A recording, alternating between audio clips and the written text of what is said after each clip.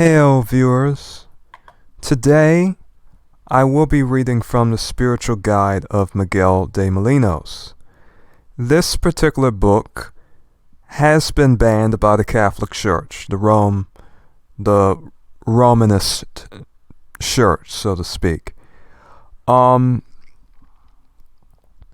Copies of it in Italian and Spanish are nearly impossible to find. Maybe there are French copies, who can say, but basically all of the major countries in which Romanism prevaileth, for the most part, have no actual copies of this book, or if there are some, I do suppose that they are basically collector's editions at this point. There used to be a great many of these copies of this book. However, there came to be in the Catholic Church a particular phenomenon in which they started to essentially become very serious about books about silent prayer, even though individuals such as Teresa of Avila, who also wrote a book about silent prayer and gave instructions regarding silent prayer, has been and still is praised in regard to the Catholic Church and many other individuals. Now, I myself am not a Catholic. But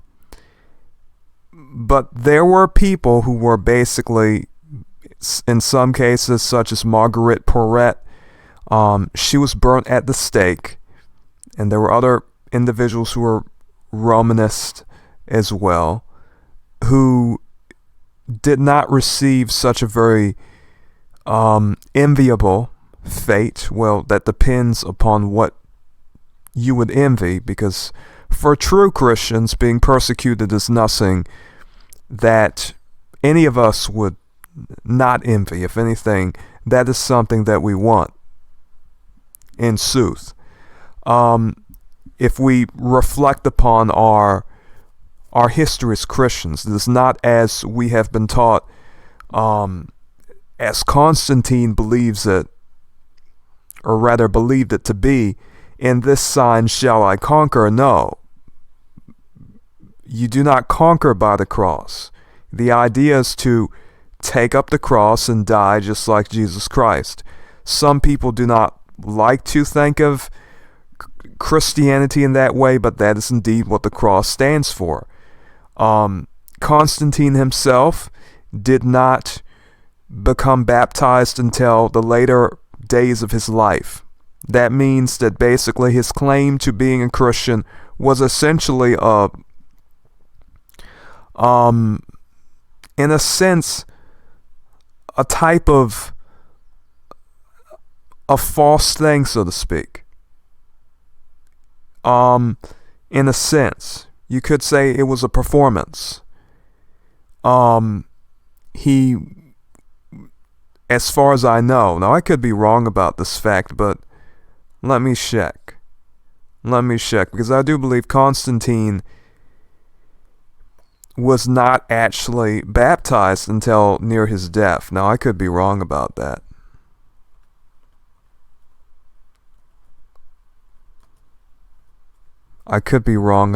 But I just want to see. Baptism and death of Constantine. He was baptized shortly before his death. So he said he saw a cross in the sky or something of that sort. And that and baptized by an Arian bishop, no less. And many Christians today have problems with the Arians. The A-R-I-A-N, not the Aryans as in the A-R-Y-A-N, as in the Indians who subjugated the Dasyu people of the Indus River Valley and throughout India, and the Dravidians and other such people, not those Aryans, but the Aryans as in the Aryans that did not accept the doctrine of the Trinity that was promoted by the church, or at least by the Roman church, after a certain period of time. And that became the prevailing position. But he waited until his death, on his deathbed, to be baptized. So not to mention the fact that he was also a practitioner of Mithraism before he became a Christian. And it is very likely, at least in my opinion, that he could have continued to be that. It was a mystery religion, a pagan mystery religion. Now, we're going to talk about some of the mysteries having to do with prayer, and that were personal experiences of Miguel de Molinos. I suppose we are talking about a different type of mystery. But anyhow, we as Christians are not to resort to the weapons of this world nor violence. Persecution for us is only something that leads us to our God. Essentially, if you lose your life here, you're with the Lord. So this is the Christian belief. If you follow Jesus and take up the cross, you are not going to conquer like Constantine. If anything, this is sort of the idea that worldly pagan religions promote. You can live in the world and in the spirit in many pagan religions, if not all pagan religions. The religion of God is one in which God and the spiritual predominate to such an extent that they are the most important thing to you, so much so that your life on this earth, passing away, can do nothing but benefit you. So this is why a Christian, as Jesus said, "Blessed are the peacemakers, for they shall be called the children of God," he does not need to engage in the carnal religions. His religion is entirely different. His Weltanschauung is entirely different than a common person's. A person has to really grasp how much different a Christian is in comparison to an ordinary worldly person. In other words, not many people are Christian. Very, very few people are Christian. Many people, if you harm them, they will harm you back. And that goes for many so-called Christians. Many who support gun rights, many who think that they should fight if someone hurts them or attacks them or in any way. Does the Bible talk about that? The Bible says, if someone strikes you, turn the other cheek. All right? But I say unto you, that ye resist not evil, but whosoever shall smite thee on thy right cheek, turn to him the other also. That idea of not resisting the evil of this world, that is sort of against you. There's another verse that says your weapons are spiritual and not carnal. You're not fighting for weapons. Everything that you as a Christian has is connected, or rather is itself, what you have to depend upon is the Spirit of God and not weapons or carnal things in the world. All of this teaching is essentially tied to the conversation I'm having regarding Molinos. He died in prison. The Roman Church, by the Vatican's orders, Miguel de Molinos was imprisoned. We will be reading a history book, or I will be reading a history book regarding Molinos and his imprisonment and his death, because he wrote a book. That book was about prayer. We're going to read this book about prayer that he wrote. All right. Now, what was I trying to? Yes, our weapons are spiritual, not carnal. Let me take a look. I believe that is here. Alright, I did remember it right. For the weapons of our warfare are not carnal, but mighty through God to the pulling down of strongholds. You may ask, what is carnal? What is spiritual? Now the word spiritual is not used here. Mighty through God, but if they're not carnal, what are they? Of course, we have casting down imaginations. Imaginations have to do with the mind. This is a mental thing. This is a spiritual thing. That's what this matter is. So let us see what is carnal. Is carnal connected to worldly? Is carnal connected to physical? Let us see. We have to think about what these words mean. And we can rely upon the English language.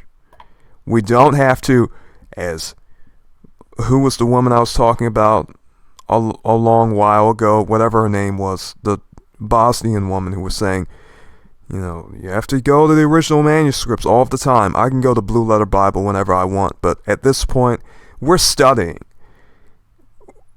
We have to depend upon the translation at some point.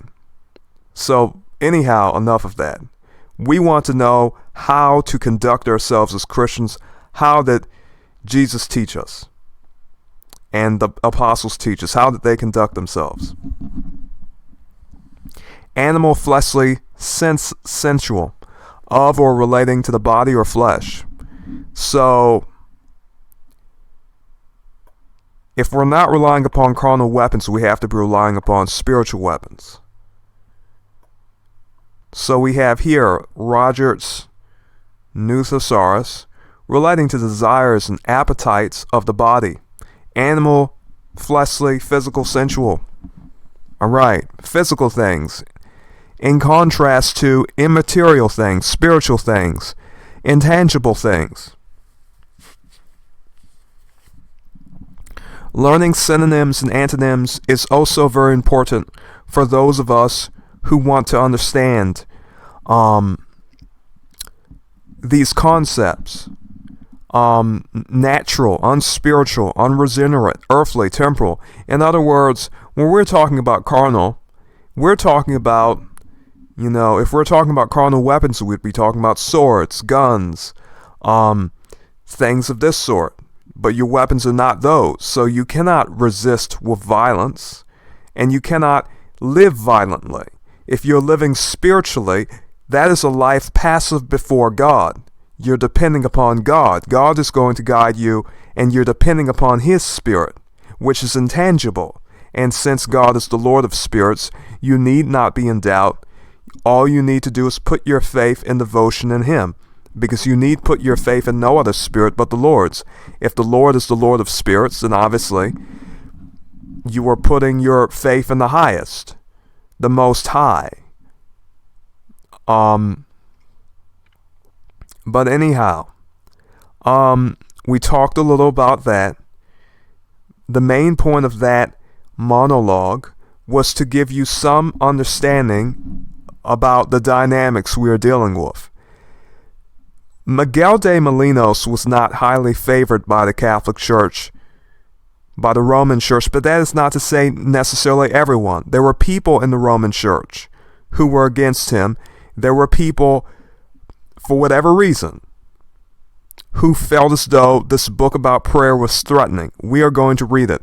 Today, what we are studying in Catholic parlance is known as the heresy of Quietism. In other words, what this means is that Molinos and other people like Margaret Porret taught people to have a personal relationship with God in which they sit in silence and pray. Very simply. These were not well-ordered prayers. In other words, in Catholicism, the Hail Mary prayer is often used. Whether you want to call it Romanism or Catholicism, it matters not.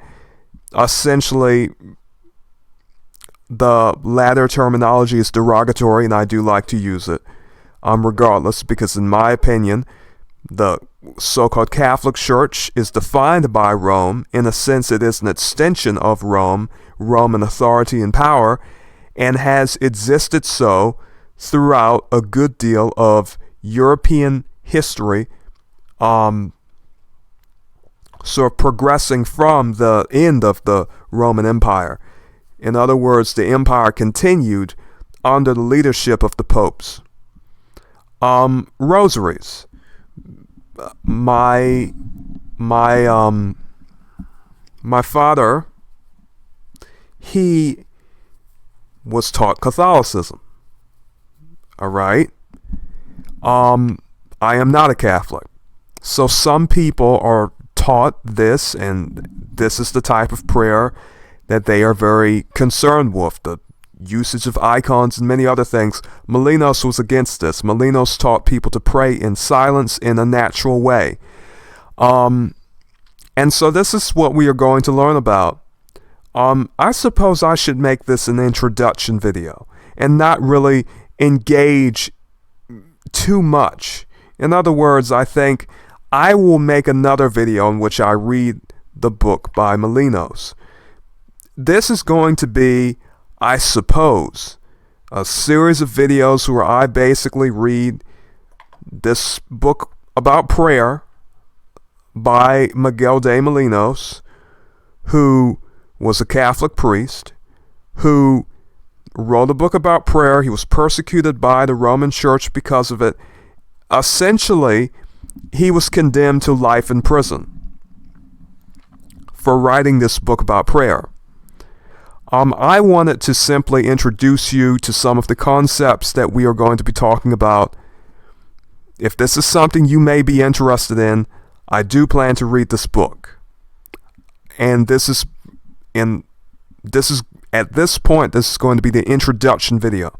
I'm not actually going to read it in this video, but anyhow, may you be blessed, and farewell.